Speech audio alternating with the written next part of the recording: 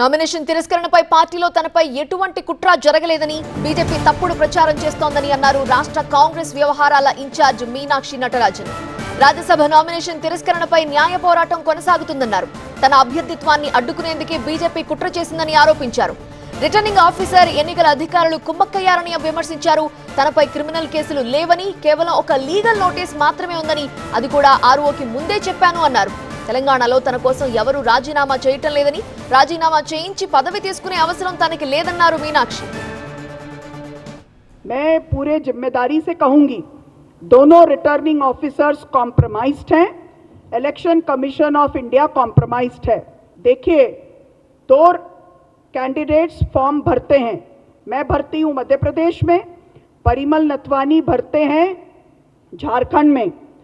मुझे उस दिन स्क्रूटिनी के दिन मुझे केवल समय दिया जाता है 5:30 बजे तक का कि मैं मेरा पक्ष रखूं.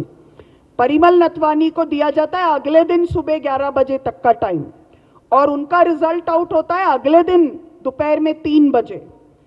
मेरे केस में जब उन्होंने एक लीगल नोटिस, जो कि क्रिमिनल केस नहीं है, अब लीगल नोटिस और प्री कॉग्निसेंस स्टेज के किसी भी नोटिस के लिए फॉर्म 26 में, जो कि इलेक्शन के एफिडेविट के तौर पे भरना पड़ता है, कोई कॉलम ही नहीं है जहां आप लिखो कि आप पर कौन से लीगल नोटिसेस पेंडिंग हैं.